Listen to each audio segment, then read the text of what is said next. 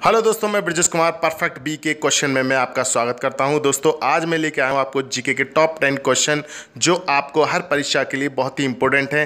परीक्षा चाहे एसएससी की हो, रेलवे की हो, एनटीपीसी हो, ग्रुप डी की हो या बैंक की हो, किसी प्रकार की परीक्षा हो, इस प्रकार के क्वेश्चन आ ही जाते हैं। तो दोस्तों मेरा वीडियो देखने से पहले सब्सक्राइब करना ना भूलें और बेल आइकन को जरूर दबाएँ। तो दोस्तों आइए वीडियो को शुरुआत करते हैं।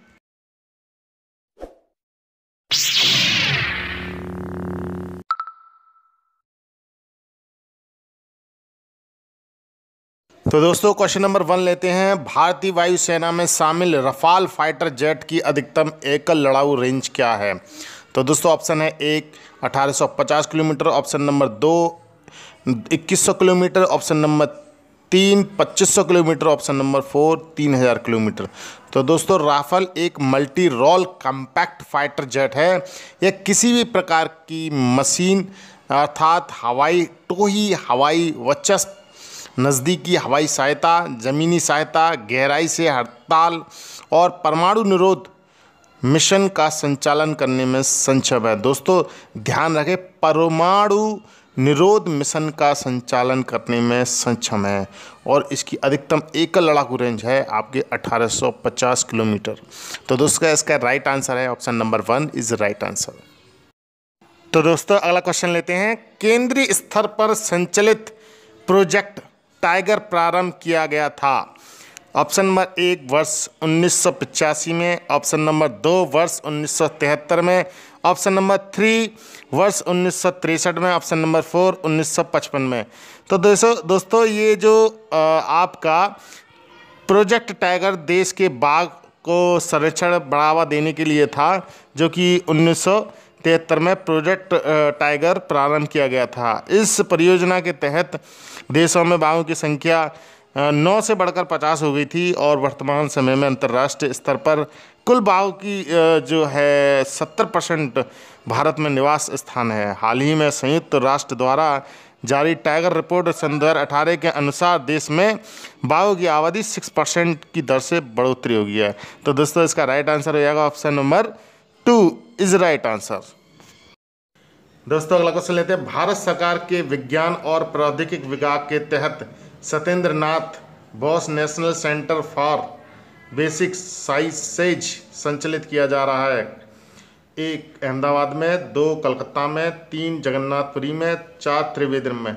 तो दोस्तों मई 1971 में केंद्रीय विज्ञान और प्रौद्योगिकी विज्ञान के अंतर्गत Satyendra Nath Bose National Centre of Basic Sciences की स्थापना की गई थी, जो कि अब होने वाला जो प्रोग्राम है वो कोलकाता स्थित पर यह संस्था वैज्ञानिक परियोजना की वित्तीय स्वीकृति प्रदान करती है। तो दोस्तों इसका जो राइट आंसर है ऑप्शन नंबर 2 है कोलकाता। और एक बात और ध्यान रखने वाली बात है, हमें ध्यान रखना चाहिए नवजात शिशु में मनोरोग संबंधित समस्याओं से बचने के लिए बिलीरूपी बीन का तेजी से पता लगाना बेहद ही महत्वपूर्ण है। तो दोस्तों इसका राइट आंसर है ऑप्शन नंबर 2। अगला क्वेश्चन लेते हैं दोस्तों। अंतर्राष्ट्रीय वित्तीय निकाय जिसके द्वारा भारत को कोविड-19 में सहयोग के लिए $3 मिलियन अमेरिकन डॉलर अनुदान प्रदान किया गया है। नंबर 1 किस बैंक ने करा है? आपका नंबर 1 है ब्रिक्स बैंक, नंबर 2 एशियाई विकास बैंक, ऑप्शन नंबर 3 विश्व bank, option number 4 European development bank.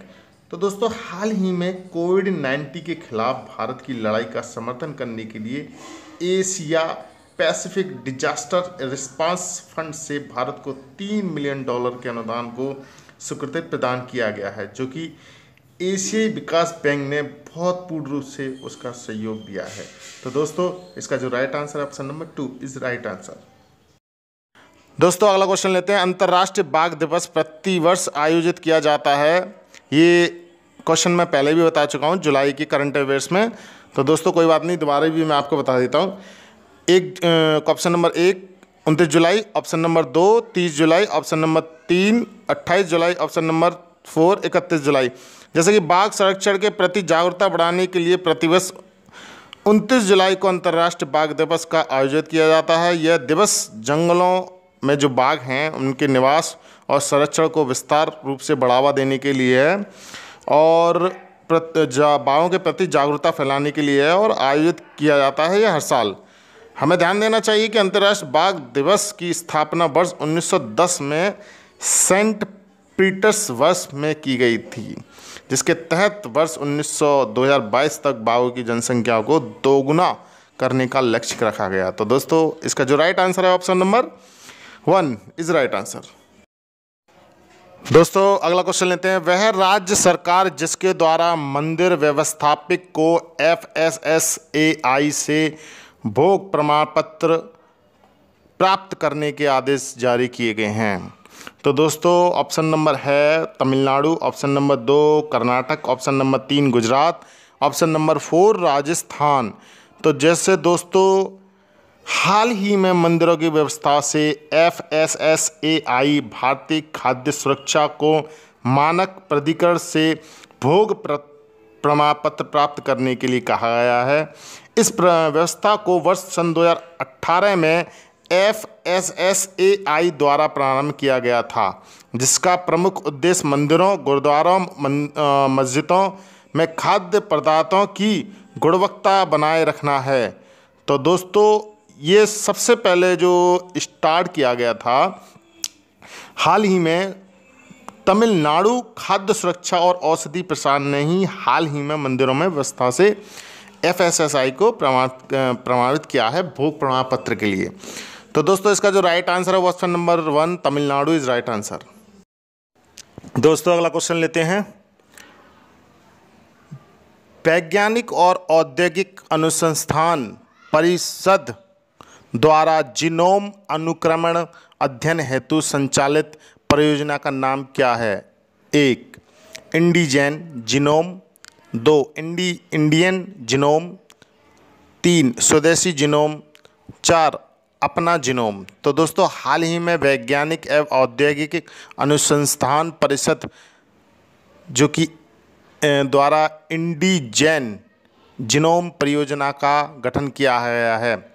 इसके तहत 1000 से अधिक लोगों को जीनोम अनुक्रमण का अध्ययन किया गया है। इस परियोजना के माध्यम से जीनोम डाटा से उपचार व रोकथाम के लिए सटीक दवाइयाँ और विकसित करने की क्षमता बढ़ेगी, जिसके द्वारा कैंसर तथा अन्य दुर्बल आनुवंशिक रोगों का निदान किया जाएगा। तो दोस्तों इसका राइट आंसर हो जाएगा ऑप्शन नंबर 1। दोस्तों अगला क्वेश्चन लेते हैं। भारतीय भूवैज्ञानिक सर्वेक्षण द्वारा भूकंपीय गतिविधि हेतु ग्लोबल पोजीशन सिस्टम स्टेशन स्थापित किए गए हैं कितने? Option number 1 22, option number 2 21, option number 3 15, option number 4 16। 5 मार्च को भारतीय भूवैज्ञानिक सर्वेक्षण ने भूकंपीय क्षेत्रों की पहचान करने और मानचित्र गतिविधियों को बढ़ावा प्रदान करने हेतु देश में करीबन 22 ग्लोबल पोजीशन सिस्टम स्टेशन स्थापित किए गए हैं। यह 22 स्टेशन अनुमोदित यानी 35 GPS स्टेशनों के एक नेटवर्क की श्रृंखला में स्थापित किए गए हैं। और हमें ध्यान देना चाहिए कि भारतीय भूवैज्ञानिक सर्वेक्षण की स्थापना वर्ष 1851 में रेलवे के लिए कोयला जमा केंद्रित की पहचान के रूप में की गई थी। तो दोस्तों इसका राइट आंसर हो जाएगा option number 1 is right answer. दोस्तों अगला क्वेश्चन लेते हैं। केंद्र सरकार द्वारा पेट्रोलियम एंड सेफ्टी ऑर्गेनाइजेशन के तकनीकी केंद्र के तहत नई सेवाएं प्रारंभ की गई हैं। तो जिसमें कि ऑप्शन है 1 Indian petroleum explosive safety service, option number 2 petrolic chemical explosive safety service, number 3 petroleum and natural gas explosive safety service, number 4 petrol and coal explosive safety service. तो दोस्तों जो कि हमारे प्रधानमंत्री श्री नरेंद्र मोदी जी की अध्यक्षता में केंद्रीय मंडल ने Indian petroleum explosive safety service के नाम से पेट्रोलियम एंड सेफ्टी ऑर्गेनाइजेशन के तकनीकी केंद्र के तहत ग्रुप ए का गठन किया गया है एवं केंद्र समीक्षा को मंजूरी दी गई है। तो दोस्तों इसका जो राइट आंसर है option number 1 is right answer. दोस्तों आखिरी क्वेश्चन लेते हैं। परमाणु अप्रसार संधि किस वर्ष से प्रभावी रूप से लागू की गई? ऑप्शन 1 वर्ष 1970, option number 2 1972, option number 3 1974, option number 4 1976। जैसे कि दोस्तों आपको पता होगा, परमाणु अप्रसार संधि एक ऐतिहासिक अंतर्राष्ट्रीय संधि है जिसके 3 प्रमुख लक्ष्य होते हैं: परमाणु हथियारों के प्रसार को रोकना, निरस्त्रीकरण करना और तथा परमाणु तकनीकी शांतिपूर्ण उपयोग के अधिकार को अनिश्चित करना।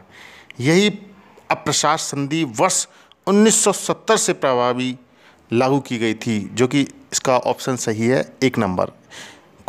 तो दोस्तों ये मेरा वीडियो कैसा लगा आप मुझे कमेंट करके ज़रूर बताएं और मेरा वीडियो लाइक करें, शेयर करें ज़्यादा से ज़्यादा और सब्सक्राइब करना ना भूलें। Thank you so much.